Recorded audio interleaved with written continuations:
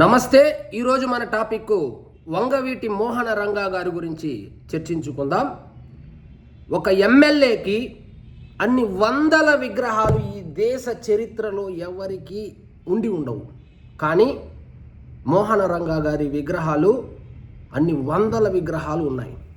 అన్ని వందల విగ్రహాలు రావడానికి పెట్టడానికి కారణం ఆయనేమో ముఖ్యమంత్రిగా చేయలేదు, అట్లీస్ట్ మంత్రిగా కూడా చేయలేదు, సినిమా యాక్టరు కాదు. ఎందుకు అంటే ఆయన బతికినటువంటి కొన్ని సంవత్సరాల్లోనే బడుగు బలహీన వర్గాల కోసం ఆయన చేసినటువంటి పోరాటమే అన్ని విగ్రహాలు పెట్టడానికి ప్రధాన కారణమని చెప్పుకోవచ్చు. కానీ ఎందుకు హత్య చేయబడ్డాడు, ఎవరు హత్య చేశారు, ఎవరు రాజకీయ లబ్ధి కోసం హత్య చేయించబడ్డాడు అనేది అందరికీ తెలుసు. ఇప్పుడు నేను చెప్తే అది కాంట్రవర్సీ టాపిక్ అవుతుంది, అందరికీ తెలుసు కాబట్టి దాని జోలికి నేను వెళ్ళదలుచుకోలేదు.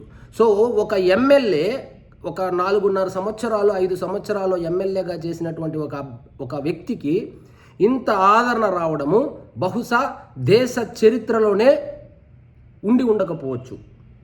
రంగా గారి మరణం అనంతరం జరిగిన అల్లర్లు పక్కన పెడితే, రంగా గారి మరణం తరువాత ఎందుకు పనికిరానోడు కూడా ఎమ్మెల్యే అవడము, ఉదాహరణకు మన అంబటి రాంబాబు ఎందుకు పనికిరానోడు కూడా మంత్రి కావడము, ఇలా రాజకీయాల్లో పెను మార్పులు సంభవించింది. అంతటి ఒక ముద్రను వేసినటువంటి వ్యక్తి పేరు వంగవీటి మోహన రంగా.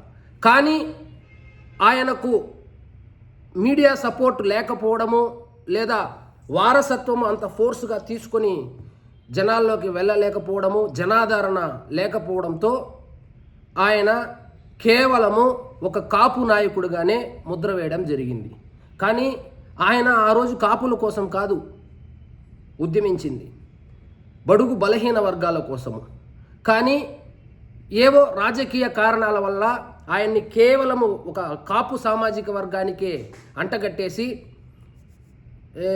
ఆయన్ని ఒక కాపు నాయకుడిగా ముద్ర వేసేయడం జరిగింది.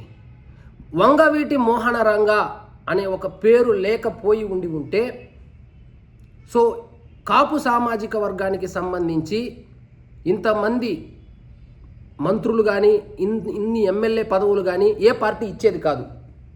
ఓహో, వీళ్ళు కూడా ఇంత ఇంపాక్ట్ చూపించగలుగుతారా రాజకీయాల్లో అని చెప్పినటువంటి మొదటి వ్యక్తి ఆయన.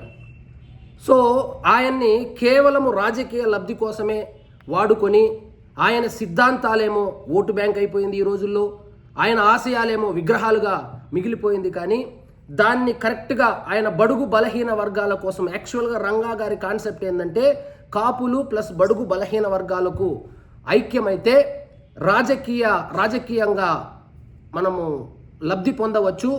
సో ఏ బడుగు బలహీన వర్గాలకైతే అందని ద్రాక్షగా ఉందో ఈ అధికారం అనేది, దాన్ని చేజిక్కించుకోవచ్చు ఐక్యంగా ఉంటే అని చాటి చెప్పేటువంటి ఒక ప్రాసెస్లో ఆయన అనుమానాస్పదంగా మృతి చెందడం జరిగింది. దాని తదనంతరం జరిగినటువంటి ఈ అల్లర్లు